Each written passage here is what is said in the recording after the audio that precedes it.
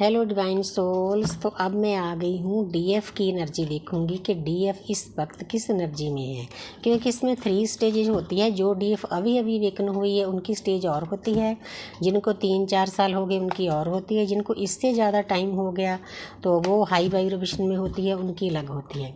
Universe मुझे guide करें, angel मुझे गाइड करें, मेरी प्यारी सी एनर्जी दें मेरी डीएफ की, ताकि मेरी डीएफ को राहत मिले, जो डीएम देख रहे हैं उनको राहत मिले। तो डीएफ का मतलब है divine masculine, divine feminine. Divine तब बनते हैं जब वो स्पिरिचुअल हो जाते हैं, परमात्मा से जुड़ जाते हैं। तो डीएफ का पहला कार्ड है क्वीन ऑफ कप्स, प्यार से भरी हुई है अभी डीएफ। तो दूसरा वाव, शादी करना चाहती है वो तो भाई। तीसरा द डेवल, नेगेटिव एनर्जी है थोड़ी सी। तो आगे जजमेंट। तो 4 कार्ड मैंने ले लिए हैं डीएफ के लिए। वाव, द फूल। तो पहला कार्ड है डीएफ का क्वीन ऑफ कप्स।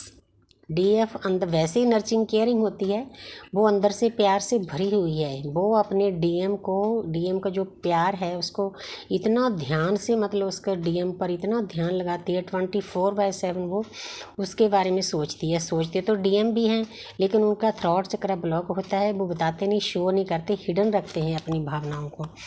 तो लेकिन डीएफ का पूरा ध्यान अपने डीएम के ऊपर है, कितने ध्यान से कितने प्यार से वो देख रही है उस कप को।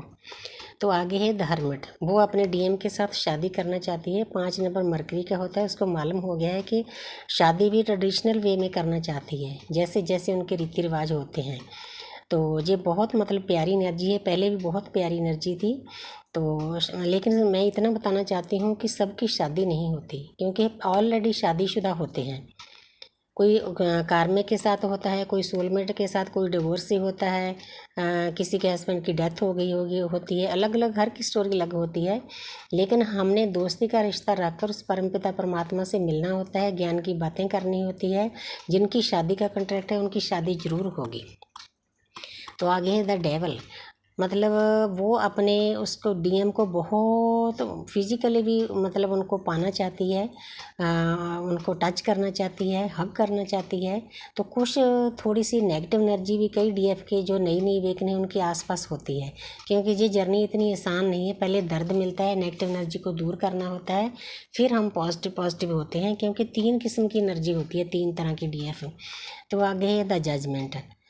लेकिन डीएफ को भी पता चल गया है, जो न्यूड पिक्चर शो कर रही है वो अपने डीएम के साथ फैमिली चाहती है, बच्चे चाहती है, उनको जर्नी के बारे में पूरा ज्ञान प्राप्त हो गया है। रेड क्रॉस शो कर रहा है कि जब हम इस जर्नी में आ जाते हैं, वैसे तो परमपिता परमात्मा हर एक इंसान को, हर एक सोल को आसपास रहता है। जब हम उनसे प्यार करते हैं, जुड़ते हैं, तो सभी चीज़ें हमें देती है, हमें एक मदर की तरह ख्याल रखते हैं परमपिता परमात्मा। परमपिता परमात्मा की हस्ती बहुत काइंड है, बहुत दयालु है। हम जब कोई दुख में होते हैं तो हम उसको परमात्मा को कहते, ये ऐसे क्यों कर दिया। परमात्मा कुछ भी नहीं करते, ये हमारे पिछले जन्मों के कर्मों का फल होता है। तो यहाँ पर जब आप इस जर्नी में आ जाते हो, आपका रास्ता सही होता है, कोई दृश्य शक्ति होती है, जैसे रेड क्रॉस वाले मतलब सेवा करते हैं लोगों की, कोई दृश्य शक्ति टाइम टू टाइम हमें सभी चीज़ें देती है, क्योंकि मेरा अपना एक्सपीरियंस है। लेकिन उसको मालूम है कि यूनिवर्स की ब्लेसिंग है हमारे रिश्ते के ऊपर, यूनिवर्स डीएफ को दूर नहीं होने देंगी। तो आगे है द फूल।